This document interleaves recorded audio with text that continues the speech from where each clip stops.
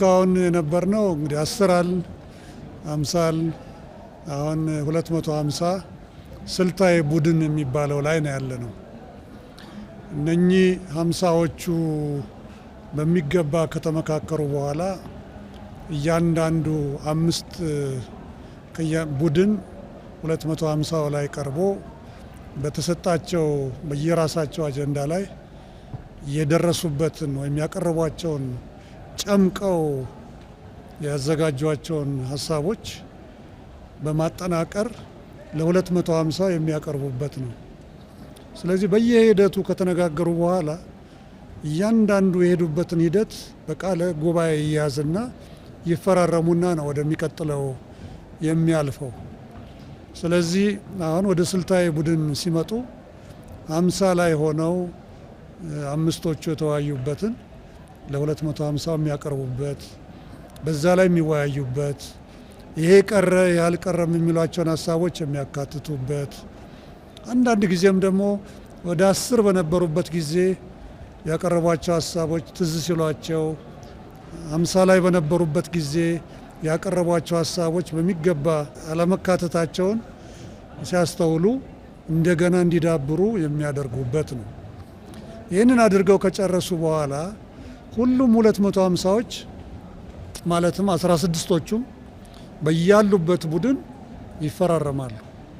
ስለዚህ ይሄ ሀሳቤ ይሄ ነበር እና ወደ መሀል ያመጡን ሀሳቦች ደግሞ እነኚህ ናቸው ብለው የሚግባቡባቸውን በሙሉ በየቡድኑ በተመደቡ አጠናቃሪዎች ለምሳሌ 250 ላይ 25 አሉ። 25ቱ እንደገና በጋራ የተስማሙባቸውን ለየ250ዎቹ ያቀርቡና መጨረሻ ላይ በእነኛ ላይ ተፈራርመው ካለቁ በኋላ ወደ 500 ይሄዳሉ። ዛሬ እኔ እናንተ ስንገናኝ እያደረጉ ያሉት ይህንን ነው። አንዳንድ ቦታ ላይ ሀሳቦች በቶሎ የሄዱላቸው ቡድኖች አሉ። አንዳንዶቹ ደግሞ አሁንም እኔ ከእናንተ ጋር በምናገርበት ሰዓት ሀሳባቸውን በደንብ እንደገና እያዳመጡ እንደገና እያስተካከሉ እንደገና እያዳበሩ ምናልባት ተስፋ የምናደርገው ዛሬ በዚህ ከሰዓት በኋላ ሁላቸውም 16ቶቹም ተፈራርመው ይጨርሱ ይሆናል ብለን ነው። እነኛ 16ቱም ተፈራርመው ከጨረሱ በኋላ ምን ማለት ነው? ወደየ 500 ወደየ አንዳንድ አጀንዳ ወደሚወያዩበት ትልቁ የ500 ጉባኤ ይሄዳሉ ማለት ነው። የ500 ጉባኤ ሙሉ በሙሉ የሚሳካ ከሆነ ነገ ይጀምራል።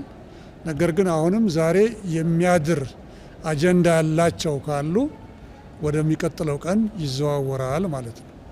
ስለዚህ ለምሳሌ ለዛሬ አሁን ከሰዓት በኋላ ተይዞ የነበረው ፕሮግራም 4000ም እዚህ ትልቁ አንደኛው አዳራሽ ላይ ይገኙና ስለ 500 ሂደት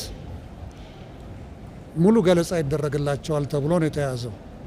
ስለዚህ እንግዲህ በሚቀጥሉት 1 ሰዓትና 1 ሰዓት ተኩል ውስጥ ምን ያህሉን ስራቸውን ያገባድዳሉ የሚለውን የምናየው ነው የሚሆነው።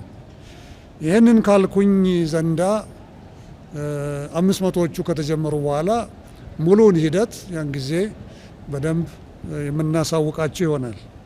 አንዳንድ ጥያቄዎች ያቀረባቸዋቸው አሉ። ስልታዊ ቡድኑ የምክክር ሂደት ምን ይመስላል? ይህንን በተወሰነ ደረጃ የገለጽኩ መስሎኛል። በስልታዊ ቡድን ውስጥ ብዙዎቹ ላይ ወደ መግባባት የሚወስዱ ምክረ ሀሳቦች የታዩ ይመስላሉ። አንዳንዶቹ ደግሞ ጥራት ይፈልጋሉ፣ ማጥራትን ይፈልጋሉ። ስለዚህ ለዚህም ነው የፈጀውን ይፍጅ እንጂ ይሄ ስልታዊ ቡድን በደንብ ጥርት ብሎ ወደ ዋናው የቡድን ጉባኤ መተላለፍ አለበት የምንለው በዚያ ምክንያት ነው። አንዳንድ የጠየቃቸዋቸው በዚህ ሂደት ውስጥ እንግዲህ ብዙ ተዋንያን አሉ። ፋሲሊቴተርስ ወይም አመካካሪዎች የምንላቸው አሉ። አመካካሪዎቻችን ወደ 160 ገደማ ናቸው። ለምን 50 ሆነን 80 በነበርንበት ሰዓት ቢያንስ በእያንዳንዱ 2 አመካካሪ ቢኖር ያው እንደምታውቁት 160 ይሆናል።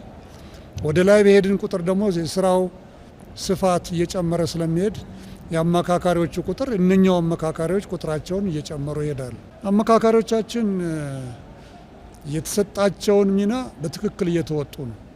ለተመካካሪዎች የምንሰጠው ግብአት ቢኖር ትክክለኛውን አቅጣጫ ማሳየት እንጂ አቋም እንዲይዙ ወይም የእኛን አቋም እንዲይዙ ማድረግ በጭራሽ አይፈቀድልንም።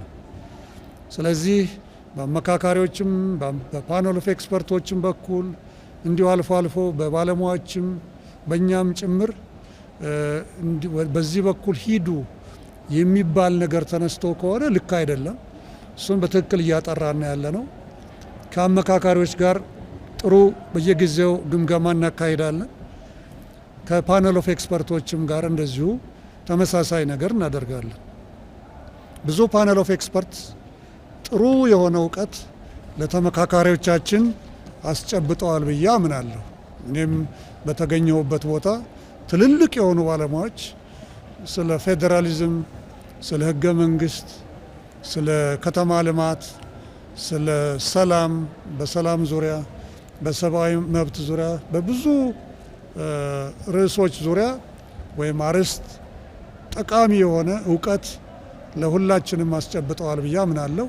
ይሄ ለዚህ ደግሞ ከፍተኛ ምስጋና ይኖረናል።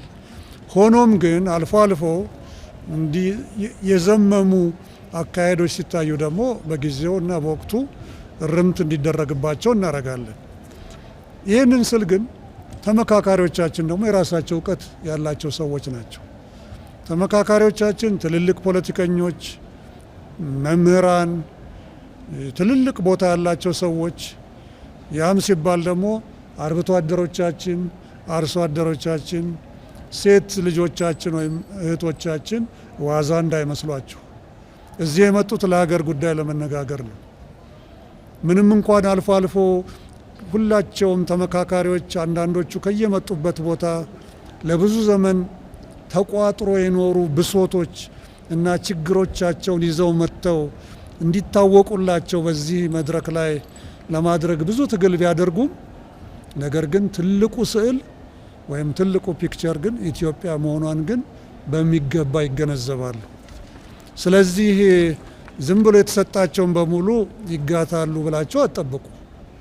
ምክንያቱም ብዙ እውቀት ከገጠር ጀምሮ እስከ ከተማ ድረስ ኢትዮጵያ ውስጥ አለ። የሚጠመዘዙም አይደለም። ምክንያቱም የራሳቸው እውቀት አላቸው፣ የራሳቸው አቅጣጫ አላቸው። ሊያሳኩ የሚፈልጉት ነገር ኢትዮጵያ በምትባለው አገር ዙሪያ ነው። ሌላው ቃለ ጉባኤ የሚይዙ ሰዎች እነኚህ ቃለ ጉባኤዎች ያዦች እጅግ የተከበሩ በትልልቅ ፍርድ ቤቶች፣ የፍትህ ተቋማት፣ በትምህርት ቤቶች፣ በዩኒቨርሲቲዎች የሰሩ ትልልቅ ልምድ ያላቸው አንቱ የሚባሉ ወንዶችና ሴቶች ናቸው። የሚሰሩትን በሚገባ ያውቃሉ። የሚይዙት የምንነጋገርባቸውን እያንዳንዷን ነጥብ ለወደፊት በሚገባ ተሰንዶ ለወደፊት ተመራማሪዎች፣ ለምሁራን፣ በአጠቃላይ ለተማሪዎች፣ ለፖሊሲ አውጪዎች፣ ለየክልልና ለፌዴራል መንግስታት የሚጠቅሙ ሰነዶችን ነው የሚያዘጋጁት። ስለዚህ በዚህ ሂደት ውስጥ የነሱን ሀሳብ እዚያ ውስጥ ጨምረው ወይም ሌሎች አምጥተው የሰጧቸውን ሀሳቦች ጨምረው ያቀርባሉ የሚል እምነት የለኝም። ምናልባት በዚያ ሂደት ውስጥ አንድ ወይ ሁለት ተከስቶ ከሆነ እነኛን 160 የሚሆኑ ቃለ ጉባኤ ያዦችን በዚህ ሂደት ውስጥ በጭራሽ ልንወቅሳቸው አይገባም። ነገር ግን እኛ ስህተቶችን ከስር ከስር እየተከታተል የምናርም ነው የሚሆነው። ይህ ሂደት ነው። እንግዲህ ምክክር ለሀገራችን መጀመሪያ ነው፣ አዲስ ነገር አይደለም።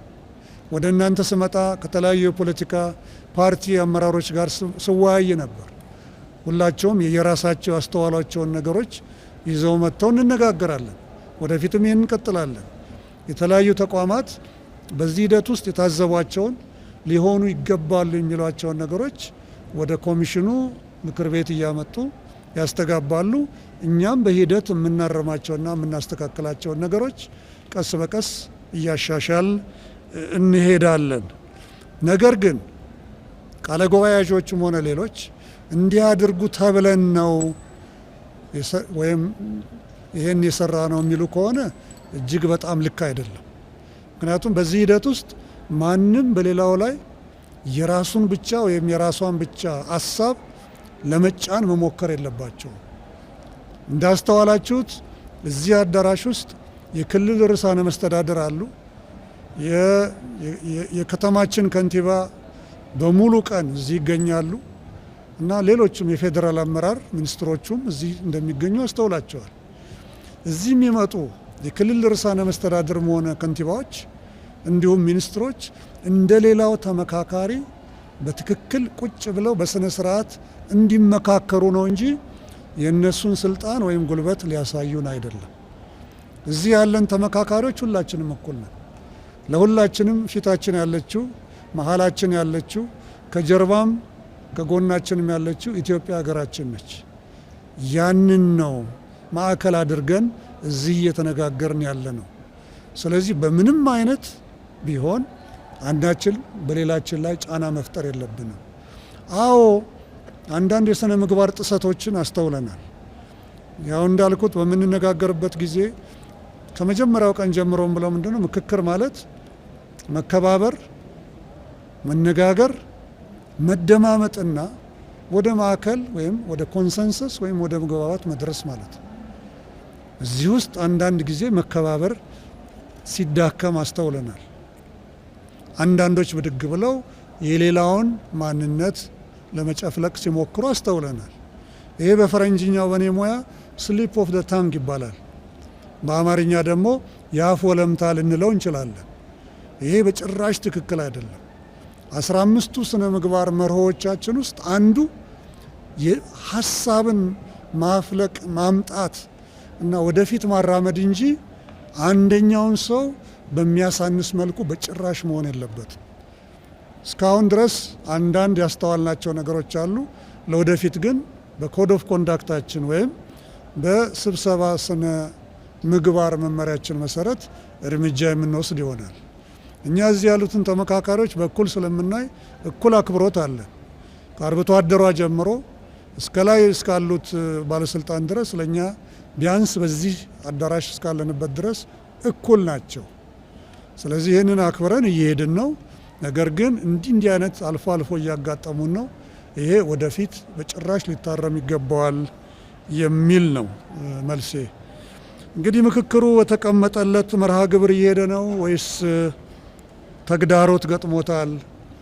በእኔ እምነት የገጠመው ተግዳሮት ይህ ነው የሚባል አይደለም። ማለት 4000 ሰው ነው የያዝነው። በ4000 ሰው ይዞ ሎጂስቲክሱ ፈረንጆች ናይትሜር ወይም ቅዠት የሚሉት ነው።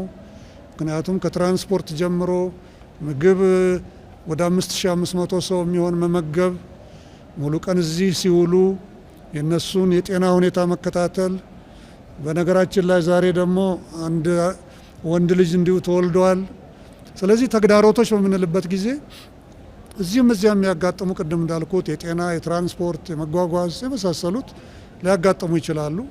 ዋናውና ትኩረታችን ግን በአሁኑ ሰዓት ሙሉ በሙሉ መስዋዕት ልንከፍል የሚገባው ነገር ሀገራችን ላይ በትክክል አንዳችን ላይ ጫና ሳናሳድር ወደ አንድ ያጋደለ ብቻ ሳይሆን ሁላችንንም ወደ ማዕከል የሚያመጣ በብዙ አጀንዳዎች በ8ቱም ላይ የሚያመጣ ምክረ ሀሳብ እንድናመጣ ነው በዚህ አጋጣሚ ጥሬን የማደርገው። አሁንም በድጋሚ እናንተን በጣም አመሰግናለሁ። አሁንም ጥሩ እየሰራችሁ ነው፣ እከታተላለሁ። የሚዲያ ሞኒተሪንግ ጥሩ ይሰራል። አልፎ አልፎ የተቃውሞ ሀሳቦች እንደሚሰነዘሩ አስተውላለሁ። ይህ ደግሞ ተገቢ ነው። ዲሞክራሲ እኮ ማለት ሁሉ ነገር አልጋ ባልጋ እንደዚህ እንደ ወለሉ የተስተካከለ ነው ማለት አይደለም። አንዳንድ ጊዜ ማመላከት ይገባል። አንዳንድ ጊዜ መከፋትንም መግለጽ ይገባል። ስለዚህ እነኚህ ሁሉ እያሉ እንግዲህ በቀጣዮቹ ሳምንታት በተለይ ወደ 500 ላይ ስንገባ በሰፊው መድረክ ላይ ስንደርስ ብዙ ስራዎች ይጠብቁናል። ለዚህም እንግዲህ በድጋሚ ፈጣሪ ይርዳን። እናንተንም እጅግ በጣም አመሰግናለሁ። መልካም ጊዜ